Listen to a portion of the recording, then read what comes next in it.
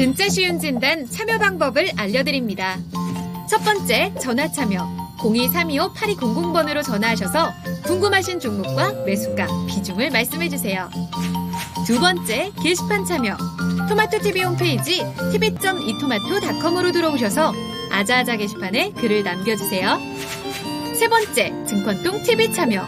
모바일 어플리케이션 증권통을 다운받아 증권통 TV에 들어가서 아자아자란에 글을 남겨주세요.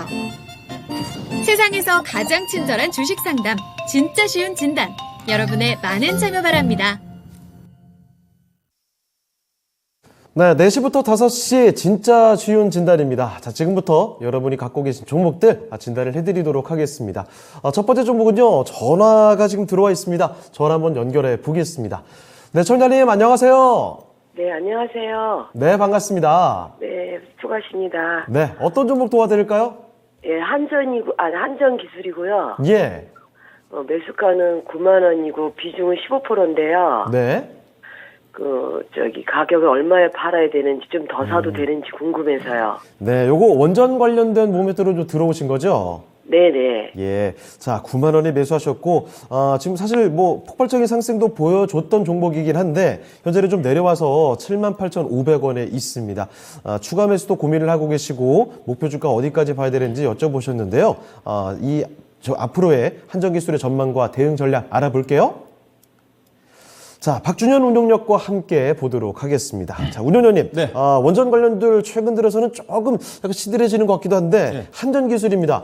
소실 보고 계시거든요. 이 종목 추가 매수도 고민을 하고 계시는데, 앞으로 전략 좀 어떻게 봐야 되겠습니까? 네, 우리 시청자님한테 제가 한 가지 질문을 하고 네. 제가 진단해드리고 싶은데요. 시청자님 계시죠? 네, 이 종목 시가총액이 얼마짜리인지 아세요?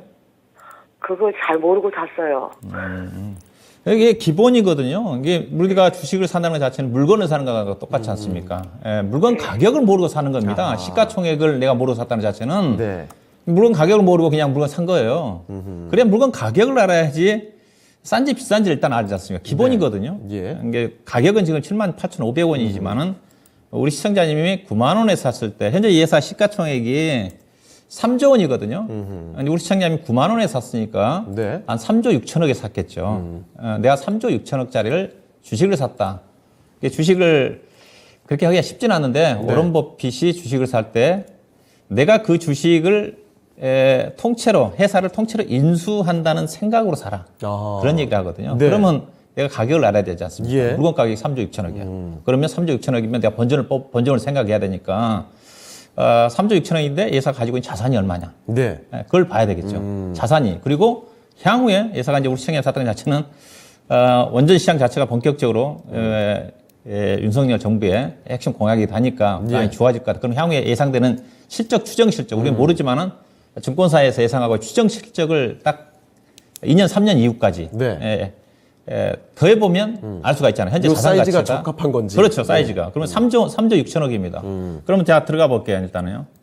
예사가, 이거 나와 있으니까 다 알 수 있거든요. 3조 예. 6천억인데 작년 연말까지 예사가 자산은 5천억입니다. 네.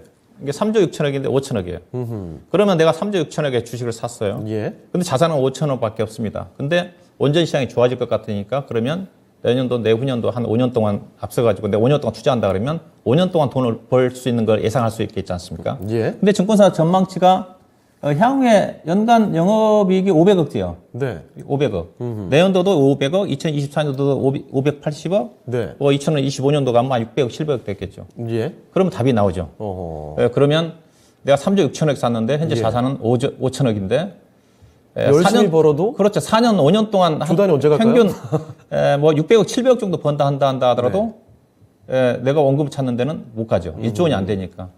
그러면 이 종목을 사야 될지 팔아야 될지 저는 답이 나온다고 봐요. 일단 펀드멘탈 상으로. 그러면 이거는 엄청 비싼 주식이거든요. 예. 그렇죠. 그게 이제 투자 지표상으로 좀 나와 있습니다. 일단 제가 원전과 관련된 성장성 부분 자체는 제가 여러 가지 나와 있는 쪽이고, 네.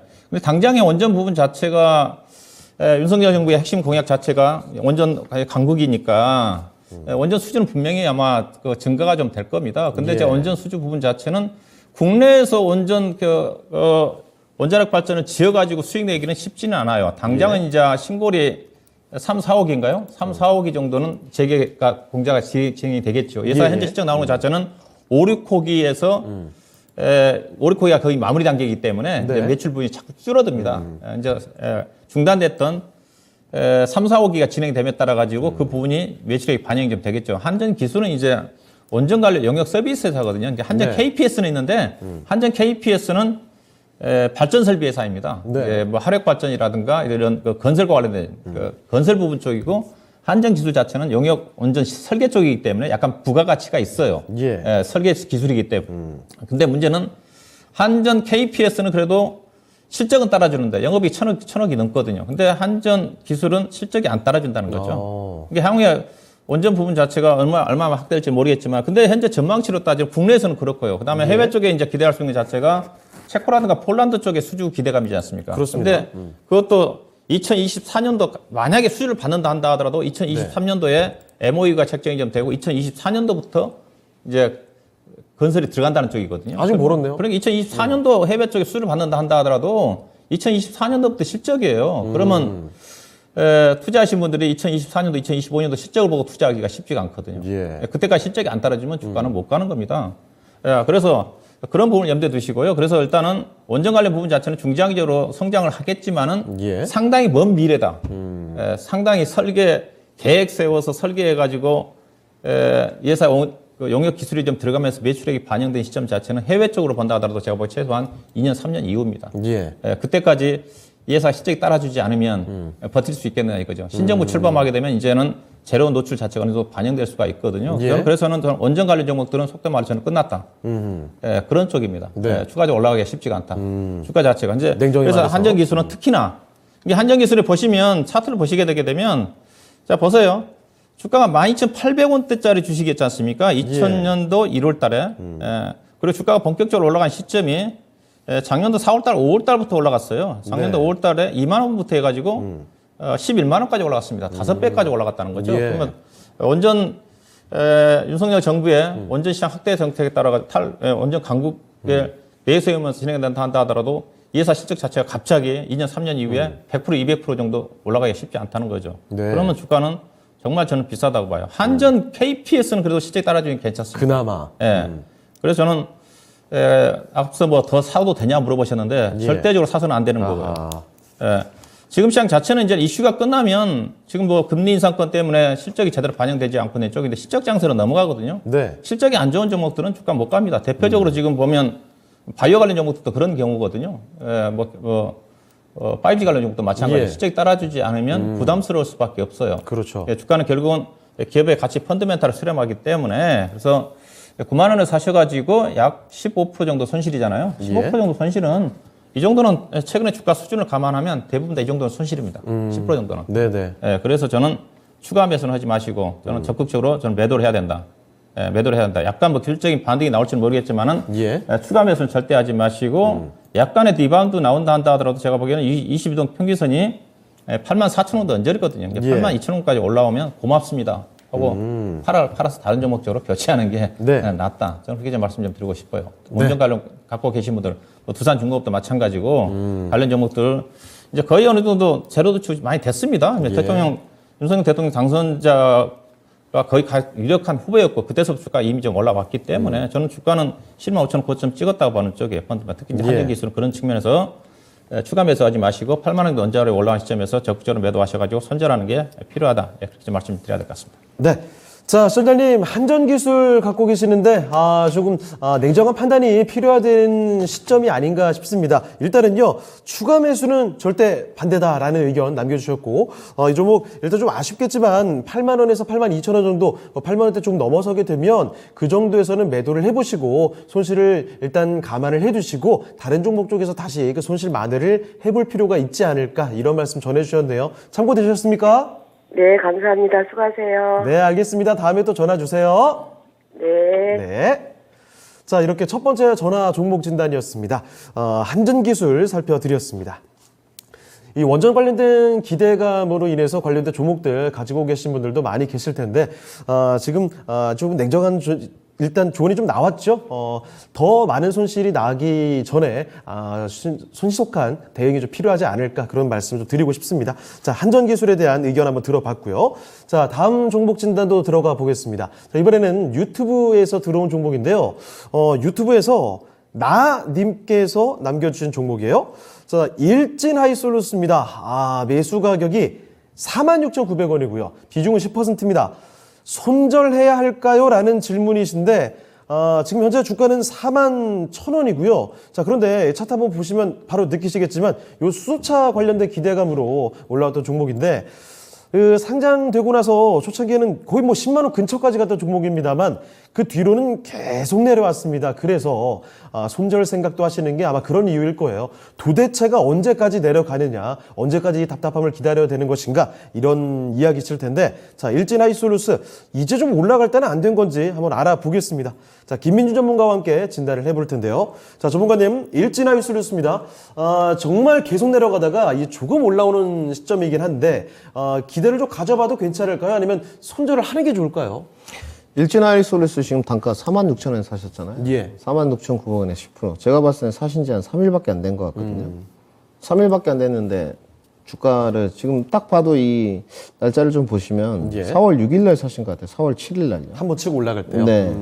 보면 이격도 사이를 좀 이제 기술적으로 수익을 내보려고 사신 것 같은데 예. 그럴 거면 일진하이솔루스를 사시면 안 되죠. 종목 선정에 문제가 있는 거죠. 예. 그러니까 종목을 선정하기 이전에 이제 뭐 좋은 주식들이 많이 있지 않습니까? 싸고 네. 좋은 주식들. 그 좋은 주식들 산다고 해서 주가가 가지도 않거든요. 네. 높은 고점에서 하면 필요가 없죠. 일단 주가라는 것이 일정 부분 올라가게 되면 항상 좀 쉬었다 가지 않습니까? 그렇습니다. 근데 내가 좀 단기 접근, 단타 접근을 하고 싶다. 그러면 종목이 기술적인 걸 보라는 게 아니고 예. 그래도 지금 좀 주도주, 매개와 수급이 들어오고 있는 것에서 선택을 해야 되겠죠. 네. 근데 지금 수소가 현재 돌고 있는 거는 아니지 않습니까? 네. 물론 요즘에 잘 언급이 안 되니까요. 그렇죠. 앞으로 이제 성장 산업군의 축이 된다고 저는 분명히 믿고 있거든요. 수소 같은 경우는 늘 말씀드리지만 국내 탑 10 기업에 저는 앞으로 기업 운명을 가른다고 보는 쪽입니다. 네. 왜냐하면 늘 말씀드리지만 전기라는 것은 에디슨 때부터 발명되어 왔던 에너지원이거든요. 예. 지금까지 쓰고 있지 않습니까? 그러니까 새로운 에너지원은 풍력도 전기잖아요. 네. 태양광도 전기고. 다 전기를 만들기 위한 수단이죠. 그렇죠. 수소는 새로운 에너지원이지 않습니까? 그리고 이제 탈탄소, 이제 탄소, 우리 지구 뭐 온난화 때문에 탈탄소가 대명되지 않습니까? 저는 수소에 관해서 국내 탑10 기업들이 거의 다 투자를 엄청나게 하고 있거든요. 예. 하나, 효성, 두산. 최근에 투자를 안 했던 삼성, LG도 하고 있는 쪽이거든요. 네. 근데 이제 일진 하이솔루스를 하셨다는 것 자체는 제가 봤을 때 기술적인 걸 많이 본 것 같고 결국은 공략 포인트가 탱크 쪽으로 하신 거지 않습니까? 네. 수소도 이제 부생 수소가 있고 그 다음에 뭐 소재 쪽이 있고 효첨처럼 그 다음에 연료 에너지, 연료 전지, 발전, 두산 퓨어셀이 있고 멤브레인 상압 프론테크가 있고 각자 다르지 않습니까? 네. 그러면 수소 탱크를 공략했다는 것은 이제 수소차를 보겠다는 거거든요. 여기 이제 현대차 넥소의 공급을 독점하고 있는 게 일진 하이솔루스입니다. 예. 그러니까 공급처는 좋아요. 넥소에 또 독점을 하고 있지 않습니까? 그러니까 기술력에 관해서는 일진 하이솔루스에 관해서는 논할 게 없는 것 같습니다. 일단 수소 탱크는 폭발력이 문제가 가장 되기 때문에 예. 이 부분을 잡아야 되는 건데 저는 수소차에 관해서는 아직 투자를 해본 적이 없어요. 먼저 제가 봤을 때는 일단 이 안에 수주 잔고를 봐야 될 것 같은데 네. 지금은 아직 전기차가 계속적으로 움직이는 시기지 않습니까? 그렇죠. 수소차는 조금 거리가 멀어 보이거든요. 먼저 떠올리질 못하죠, 전기차에. 네, 그렇죠. 물론 수소 트럭이 이제 현대차에서 뭐 좀 수출이 몇 대 되고 예. 최근에 현대차 같은 경우가 수소 저장 창고 이제 공급 업체로 선정되기도 했습니다. 그리고 뭐 일진 하이솔루스가 거기 이제 맡고 있는 부분이긴 한데 예. 저는 아직은 멀었다고 보는 쪽이에요. 최근에 이제 수출한 부분을 보게 되면 작년이죠. 두산 퓨어셀이 이제 중국의 발전용 연료 전지 그 부분을 이제 컨테이너선 같은 거를 2개 정도 이제 수출을 했거든요. 예. 근데 지금 이 주가는 투자 관점으로 접근을 하셔야지 매매 접근 포인트는 안 나오는 구간이에요. 우리 시청자님 지금 걱정을 하시는 게 주가를 샀는데 네. 46,900원이니까 오늘 종가가 41,000원이네요. 한 11% 정도 빠지셨어요. 네. 뜰 줄 알았더니. 네, 이제 오히려. 걱정되시는 거죠. 근데 뭐 제가 봤을 때 굳이 팔 이유는 없을 것 같아요. 근데 접근을 하실 때 이제 투자했느냐, 매매로 내가 보고 했느냐 이 부분을 결정해야 될 것 같고요. 예. 내일 기술적인 반등 자리입니다. 제가 봤을 때는 내일 지수도 좀 뜰 것 같거든요. 네. CPI 지수가 이제 나오고 나면 내일 아무래도 전략 후광 장세가 될 것 같아요. 그러면 굳이 손절할 필요는 없고요. 실적이나 기술력 부분은 문제가 없다. 어차피 성장주니까 밸류에이션 프리미엄은 분명히 받고 있고요. 네. 뭐 일진하이솔루스도 지속적으로 매출액과 영업이익률이 좋아지는지는 증명을 해야 될 것 같습니다. 일단 보니까 수급은 좀 형편이 없네요. 예. 그나마 외국인이 조금 사줬던 것 같고요. 좀 떨어지긴 한데 그래도 시장 대비 저는 양호 이렇게 네. 좀 말씀드리고 싶습니다. 그래서 좀 더 보유를 하시고요. 주가가 하방 지지대는 만들어졌다고 좀 봐야 될 것 같아서 두 가지로 설정을 좀 해드리겠습니다. 예. 저는 단기 접근을 좀 했습니다. 이렇게 생각이 드신다면 저는 이제 시청자님 옆에 없으니까 46,900원에 교체하시는 게 맞고요. 저는 조금 더 투자 관점을 보겠다. 그러면 박스권 하단 부분이 이제 37,000원 정도거든요. 여기까지 흘러내렸을 때 추가 매수가 5% 정도는 가능할 것 같고요. 여력이 계신다면 그 다음에 최종 목표 주가는 52,000원 정도까지는 충분히 상승이 가능하다. 더 긴 투자를 하시게 되면 이 종목은 보호 예수가 다 이제 거의 소진돼 가기 때문에 네. 더 갈 수 있습니다. 그래서 투자 기간으로 잡았는지 매매로 좀 접근 포인트를 잡았는지에 따라서 두 가지로 좀 대응 방법을 짜드렸습니다. 네. 자, 일진 하이솔루스 살펴드렸습니다. 수소차 쪽으로 보셔야 될 것 같은데, 이 단기라면은 일단 매수가 정도에서는 빠져나오시는 게 어떨까 싶고요. 조금 더 길게 보신다면, 투자 관점이시라면, 37,000원 정도까지 내려갔을 때는 추가 매수 5% 정도 가능할 것 같고요. 그 뒤로 52,000원 정도까지 바라보시면 어떨까 싶습니다. 자, 일진 하이솔루스까지 살펴드렸습니다. 자, 다음 종목 가볼까요? 이번에도 유튜브 종목입니다. 닉네임이 재밌으시네요? 칸초프니아님께서 남겨주신 종목인데, 자, 캠트로닉스 살펴드릴게요. 자, 캠트로닉스의 매수 가격은요, 25,800원입니다. 요 가격 되면은 뭐, 바로 최근에 진입하셨을 수도 있을 것 같아요. 자, 지금 매수가 하고 나서 현재 주가가 26,100원입니다. 거의 뭐, 매수가와 다름이 없는 상황이죠.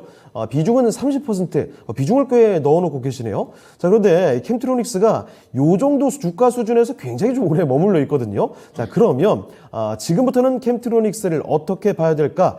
전망에 대해서 그리고 대응 전략에 대해서 알아보겠습니다. 자, 운영장님, 캠트로닉스입니다. 지금 주가는 뭐 매수하신 가격과 크게 차이가 없는데 앞으로 전망적으로 어떻게 봐야 되겠습니까, 이 종목? 네, 뭐 종목은 제가 한 예. 3년 전에 15,000원대 관심 갖고 그대로 제가 관심을 안 둔 주식인데 예. 왜냐면 25,000원에 사서는 수익 내기가 어려운 주식입니다. 예사가 이제 여러 가지 사업 부분인데 이제 뭘 보고 사느냐 관건일 것 같은데 아마 분명히 이거는 아마 우리 시청자님의 자율주행을 보고 사셨을 거예요. 네. 예사가 사업 부분 자체가 상당히 많습니다. 저도 과거에 공부해봤지만 다시 뒤져봤는데 여러 가지 연결돼 있어요. 네, 전자제품 플러스 뭐 또 UCG 관련 기술도 가지고 있고 기본적으로 예사가 이제 실적이 좋아진 부분 자체가 아마 2018년도 그 시점에 저도 이제 그 시점에서 관심을 가졌던 건데 삼성 전기에 무슨 충전 사업 부분을 인수했습니다. 날짜는 한솔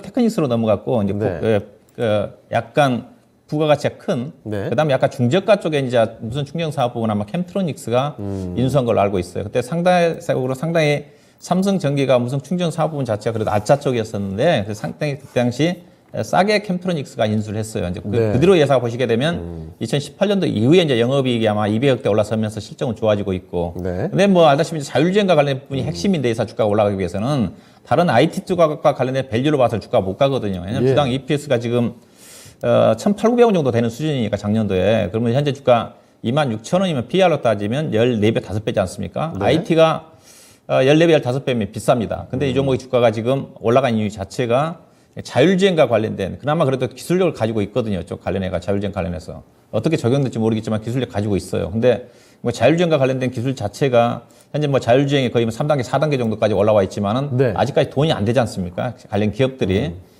그래서 실적으로 좀 따라줘야지 자율주행 관련된 것들이 이제 실적으로 받침이 좀 될 건데 예사 현재 실적 자체는 그것보다는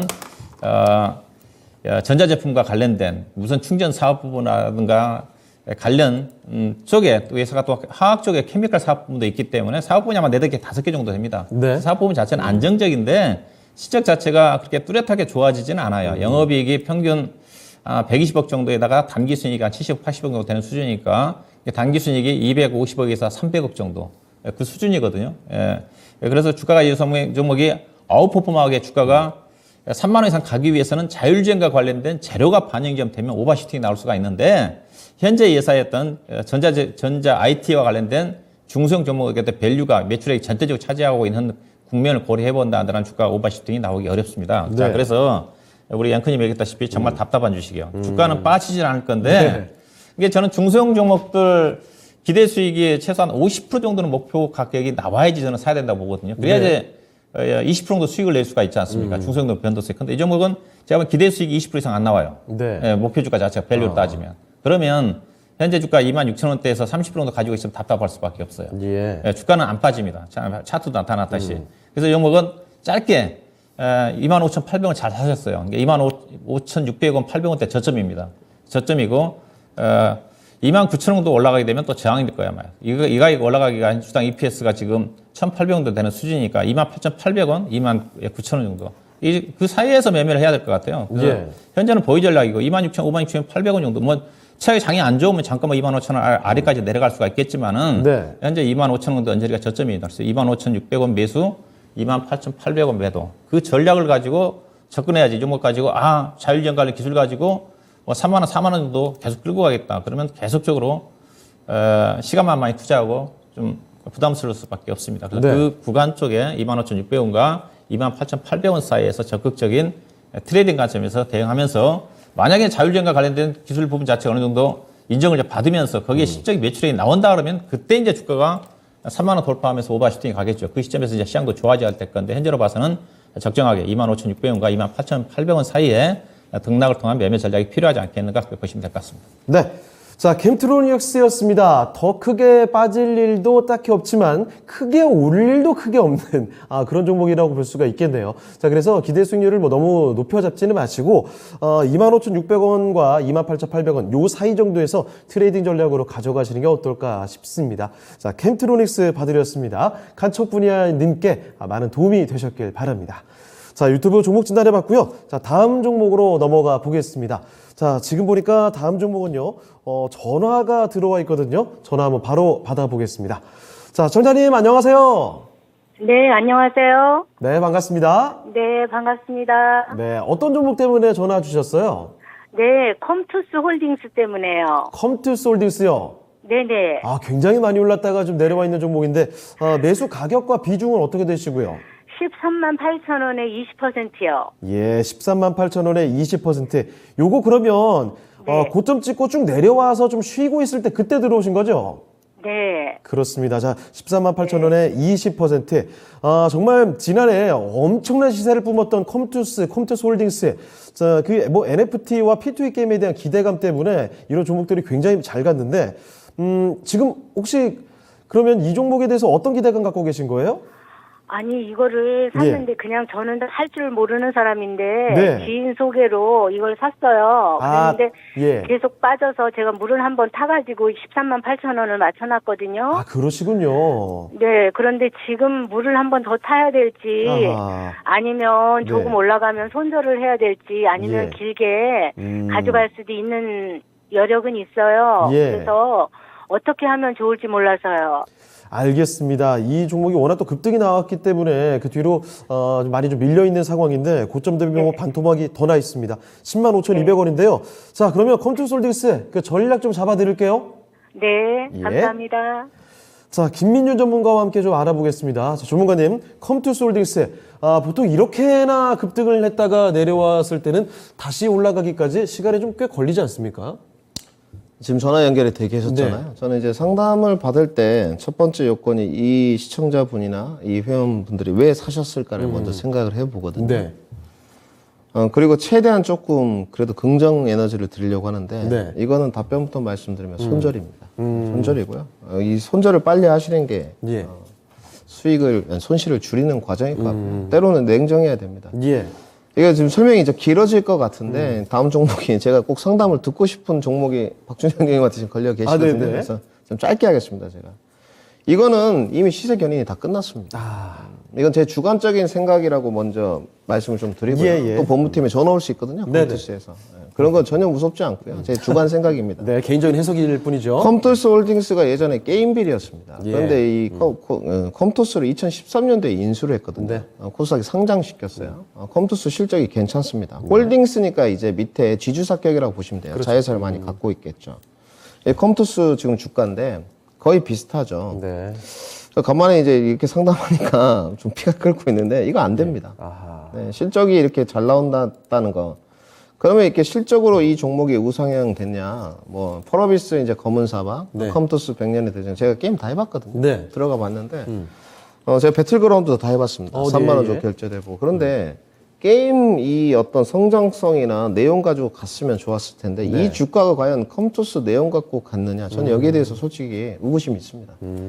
컴투스가 지분 보유를 가장 많이 갖고 있는 게 위즈익스튜디오거든요. 예. 이거 신한금융 투자에서 제가 했던 걸로 아는데 이 위즈익스튜디오가 52,600원까지 갔어요. 주가가 1,000%가 갔습니다. 예. 이거 금감원 조사 대상이죠. 전 제 주관적으로 이렇게 생각합니다. 네. 유상증자 가액이 이때 위즈익스튜디오가 13,600원이었어요. 3자 배정했는데 이 주가 그 뒤에 52,000원까지 갔거든요. 예. 이거는 금감원에서 이제 할 일인 것 같고요. 이 주가가 견인될 때 컴투스가 올라갔어요. 네. 날짜가 나왔지 않습니까? 2021년 11월 11일 18만 3천원. 위즈익 스튜디오 고점이 2021년 12월 1일입니다. 예. 그리고 컴투스 홀딩스도 보시게 되면 주가가 그렇게 같이 갔어요. 그러면 저는 다 좋다 이거입니다. 이거를 조금 더 긍정적으로 풀이해서 신사업 견인차 역할에다가 채워주고요. 네. 뭐 플레이트도 언도 있었고 여기 C2X라는 또 토큰을 발행했어요. NFT. 신사업 부분에 대한 성장성을 보고 주가가 정말 올바르게 갔다고 생각을 하면 일단 모멘텀으로 갔지 않습니까? NFT. 예. 뭐 광풍이었죠. 네, 광풍이었죠. 그러면 모멘텀 때는 시세가 어느 전문가가 와도 설명이 안 돼요. 네. 비이성적이죠. 네, 이거 뭐 실적으로 가는 것도 아니고. 뭐 보여준 게 딱히 나오지도 않았는데. 뉴스플로우 타고 모멘텀이 붙었으니까 뭐 그냥 가는 거거든요. 네. 근데 지금 단계에서는 모멘텀이 없지 않습니까? 저는 NFT 작년에 보니까 4분기 때 116억 달러더라고요. 상당히 많죠. 116억 달러면 4분기에. 근데 이 성장성에 관해서는 좋게 봐요. 메타버스도 좋게 봅니다. 그런데 네. 지금은 메타버스도 마찬가지고 NFT도 마찬가지고 NFT가 게임 회사와 같이 접목이 됐기 때문에 그때도 말씀드렸어요. 이게 어느 정도 시너지 효과가 났던 거지. NFT가 굳이 게임 회사하고 붙을 이유는 없습니다. 네. 다른 데도 가능한 쪽이거든요. 맞아요. 그러면 게임의 원래 성장성이나 게임의 내용 가지고 평가를 받아야 되면 실적이거든요. 글쎄요. 실적으로도 저는 프리미엄을 많이 받고 있다고 보는 쪽이고요. 그리고 홀딩스지 않습니까? 네. 자회사들 실적이 잘 나와야 되는데 이미 그 실적을 뛰어넘는 프리미엄을 받았다고 생각해요. 위즈익 스튜디오부터 컴투스 홀딩스까지. 저는 못 간다고 보고 있고요. 예. 주가 더 빠질 겁니다. 제 생각은 그렇습니다. 주가가 제가 봤을 때는 많이 적게 빠지지도 않을 거예요. 아마 8만 3천 원까지는 쭉쭉 내릴 것 같고요. 아, 그래요? 네, 이미 주식은 이런 게 있습니다. 신저점이 깨지면 손절해라. 네. 이건 투자 관점에도 어울리지 않는다고 저는 보고 있고요. 이제 이렇게 되면 새로운 뉴스 플로우가 뉴스에 나올 때까지 감나무에서 감이 떨어질 때까지 기다려야 돼요. 네. 그래서 저는 지금이라도 손절하시고요. 그다음 우리 시청자님 전화 연결이 되시는데 지인 소개로 주식을 하셨다. 네. 절대 앞으로 그렇게 하지 마십시오. 지인이 뭐 좋은 주식을 갖고 있으면 본인만 하죠. 네. 네, 그렇기 때문에 그런 건 좋지 않고 과감하게 손절하시고 수업료 냈다고 생각하시고 그 다음에 더 좋은 종목들 뭐 IT 반도체도 많이 있고 요즘에 가치주 쪽도 괜찮거든요. 예. 저는 하루빨리 손절 사인 드리도록 하겠습니다. 네. 자, 시청자님 조금 가슴이 아프실 수도 있겠지만 일단 이 종목이 추가적인 하락의 가능성이 있습니다. 그래서 이 종목은 일단은 매도를 해보시고 다른 종목 쪽으로 조금 더 수익을 줄 수 있는 종목들을 찾아보시고 새로운 기회를 잡아보시는 게 어떨까 싶네요. 참고되셨습니까? 네, 감사합니다. 네, 기운 내시고 다음에 또 전화 주세요. 네, 감사합니다. 네. 네. 자, 이렇게 해서 종목 진단을 해봤습니다. 저다로 컴투스 홀딩스 살펴드렸습니다. 아무쪼록 기운 좀 많이 내시고 다음에 또 새로운 기회 있을 겁니다. 응원하겠습니다. 자, 그러면 또 다음 종목 진단을 해봐야 될 텐데 이번에 살펴볼 종목은요. 유튜브로 다시 돌아갑니다. 자, 유튜브에서 제롬님께서 보유를 하고 계신 종목이네요. 자, YIK입니다. 자, 매수 가격이요 6,050원이고 비중은 지금 15%입니다. 분석 부탁드립니다라고 말씀을 해주셨는데, 자, YIK의 현재 주가가 5,230원이거든요. 자, 그런데 이 종목이 참 힘을 못 쓰네요. 계속 좀 내려가면서 언제쯤 솟구칠까 기회만 보고 있는 것 같은데 탄력을 좀처럼 잡지를 못하고 있습니다. 자, 그러면 지금부터 한번 앞으로의 전망 알아보도록 하죠. 자, 운영위원님 YIK입니다. 5,200원대까지 지금 내려와 있는데 언제쯤 탄력을 받을 수 있을까요, 이 종목? 탄력받기가 쉽지가 않죠. 그 답답할 수밖에 없습니다. 네. 이게 여사도 이제 시가총액을 봐야 되는데요. 예. 4천억짜리거든요. 4천억짜리인데 액면가가 100원짜리입니다. 대부분 코스닥 기업들이 액면가 500원짜리지 않습니까? 예. 100원짜리라는 자체는 다른 기업에 비해서 유통 물량이 5배 정도 많다. 네. 자본금도 80억이니까 80억이니까 그게 적은 쪽은 아니거든요. 근데 네. 여사가 이제 작년도에 여사가 수주 공시를 엄청나게 많이 했습니다. 그래서 네. 실적이 좋아질 것으로 다 예상을 했어요.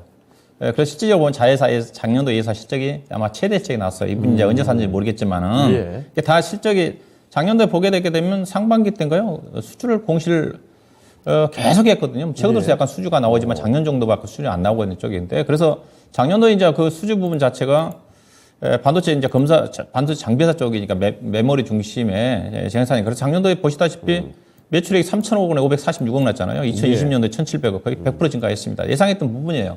이게 예상했던 부분이었기 때문에 실적이 좋게 나와도 주가 못 가는 거고 그다음에 이제 밸류의 문제인데 이게 평범한 반도체 회사가 뭐 비메모리 쪽도 아니고 메모리 중심의 반도체 장비회사이기 때문에 예. 원익 IPS를 비교 안 할 수밖에 없잖아요. 원익 IPS가 반도체 대형주잖아요. 네. 대장주니까. 원익 IPS가 지금 PR이 여팡이 안 좋아서 지금 얼마냐 아마 10배가 안 될 겁니다. 작년도 실적 기준에서 원익 IPS가 그렇죠. 주당 EPS가 3,000원대 14배네요. 올해는 10배 되는 수준이니까. 근데 올해 네. 추정 실적이 YIK가 안 나왔는데 아니야 작년도에 워낙 수주가 많았기 때문에 올해는 제가 보기에는 최근에 4월달까지 수주로 봐서는 작년도 상반기 때 수주만큼은 아니거든요. 그럼 작년도 이상의 실적이 올해 나오기 쉽지 않다고 보고요. 그다음에 예사는 제가 좀 아는데 예사 관계회사가 좀 많습니다. 네. 상장된 회사가 CMCNS가 작년에 아마 상장된 회사가 있고 그다음에 예. 엑시콘이라는 회사가 있고 하여튼 대주주와 관련해 가지고 네. 많아요. 그럼 뭐냐? 대주주가 많이 갖고 있는 쪽으로 일감을 많이 몰아줄 수밖에 없어요. 수주를. 같은 네. 다 반도체 관련 장비 쪽이거든요. 그래서 그런 또 부분도 있습니다. 예사 대주주가 CMCNS일 거예요. 작년도 아마 작년도가 상장된 회사예요. 예. CMCNS도 아마 시가총액이 3,000원대짜리 회사예요. 좀 나눠먹기 할 수가 있다. 제 네. 생각이거든. 그 생각인데. 예. 그런 것 부분하면 이사가 작년도에 최대 실적이 났기 때문에 결국 작년도 매출액이 5천억 정도, 3천억 정도 영업이익 한 500억 정도 나는데 올해 500억 이상 날기가 그렇게 저는 쉽지는 않다고 봐요. 600억, 700억 정도 나오면 PER이 8배 정도까지 떨어져서 갈 수가 있는데 근데 제가 이제 같은 반도체 장비 종목 중에서 주가 싼 종목이 근데 모멘텀도 환경 관련 쪽에 재료를 갖고 있는 GST라든가 이들 종목들은 환경 강화 때문에 투자를 많이 하거든요. 칠러라든가 스크루버 장비. 예사가 보면 PR 6배입니다.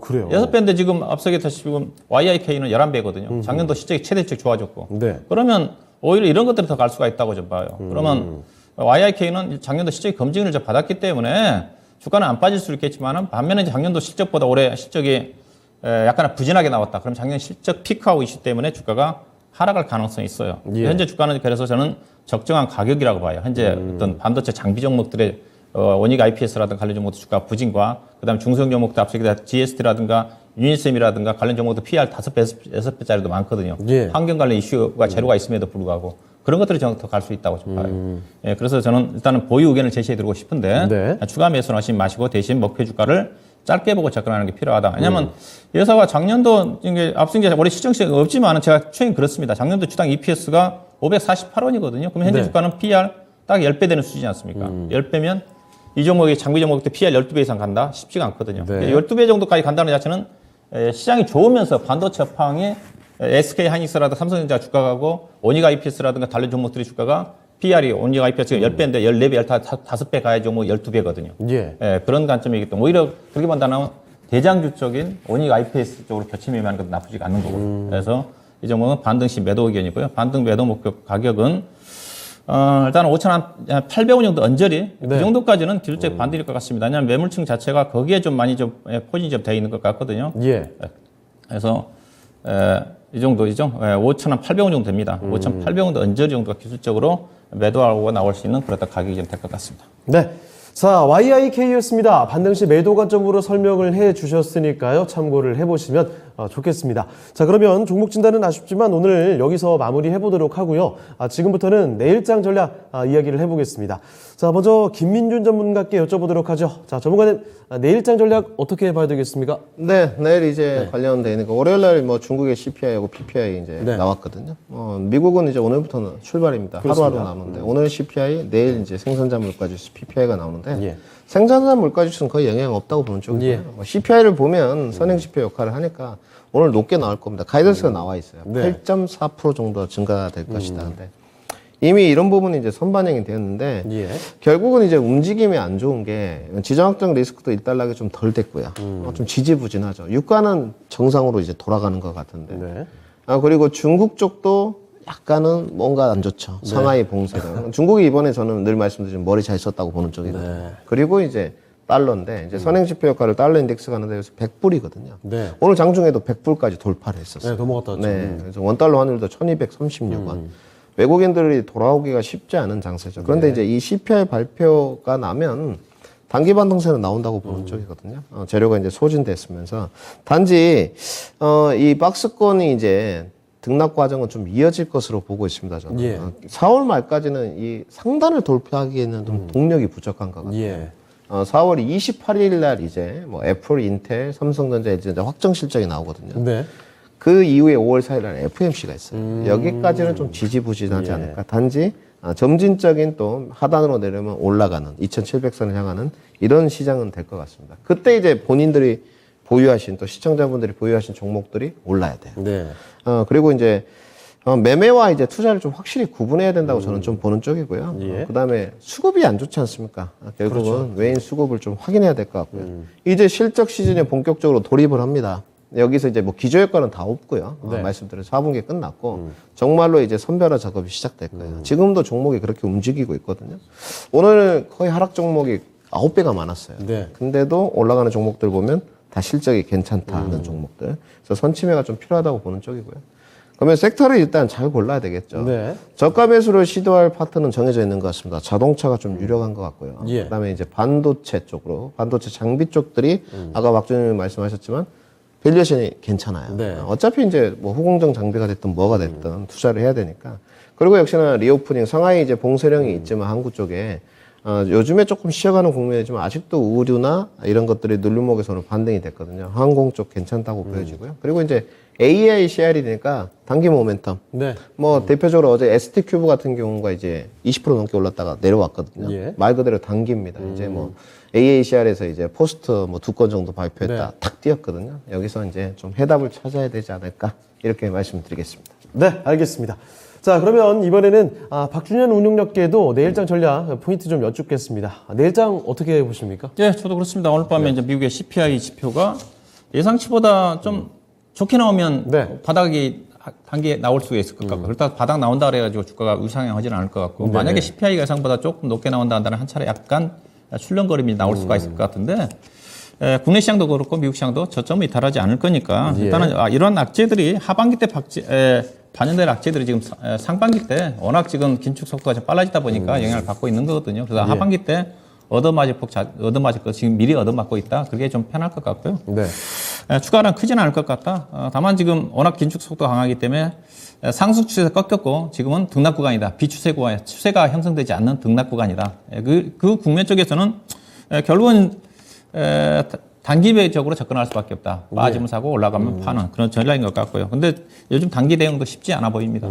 그래서 매매할 수 있는 것 자체는 이슈라든가 실적으로 종목 중심이 좀 돼야 되지 않겠는가. 왜냐하면 대형주 같은 경우 예금 수급이 좋지 않기 때문에 지금 쉽지가 않은 쪽이거든요. 네. 그래서 여전히 시장이 가더라도 예금 수급이 당장 도달하기 쉽지 않은 부분이기 때문에 수급 시위에 상당히 자유로운 종목 중심의 차별화 장점이 될 것 같다.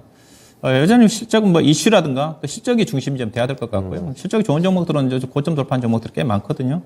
거기에 집중을 하셔야 될 것 같습니다. 관심은 저는 또 IT, 철강금속, 화학 중에서 NCC 업체를 제외한 여타 화학주, 그다음 건자재, 의류, 뭐 제가 꾸준히 했던 원자재 관련 종목들, 2차전지, 그다음 의료기기가 실적이 괜찮거든요. 쪽에서 선별적으로 섹터보다는 종목이 좀 중요하다. 그렇게 봐야 될 것 같습니다. 네.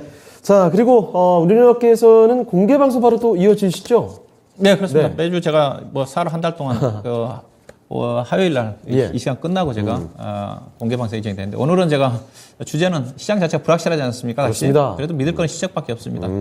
주목할 만한 실적 호전주라는 주제를 가지고 제가 방금 사무실에 올라가서 공개 방송을 할 것 같습니다. 시간 되신 네. 분은 함께 하시면 될 것 같습니다. 알겠습니다. 자, 박준현 운영력과 함께하는 무료 공개 방송입니다. 바로 5시 10분부터 이어지게 되는데요. 불확실한 시장, 믿을 것은 실적이다라는 주제로 주목할 만한 실적 호전주를 찾아주신다고 합니다. 함께 하시면서 이런 정보들 같이 가져가시고요. 자, 그러면 오늘 두 분 전략은 여기까지 듣도록 하겠습니다. 여기서 보내드리도록 하죠. 네, 오늘 두 분 말씀 고맙습니다. 고맙습니다. 네, 진짜 쉬운 진단 시간 이제 마칠 시간입니다. 오늘은 아쉽지만 여기서 좀 마치도록 할게요. 지금까지 다양한 투자 판단에 대한 도움 말씀을 드렸습니다만 특정 종목의 상승과 하락을 보장하지는 않습니다. 이 점 꼭 좀 명심해 주시고요. 저희는 내일 이 시간에 다시 뵙겠습니다. 고맙습니다.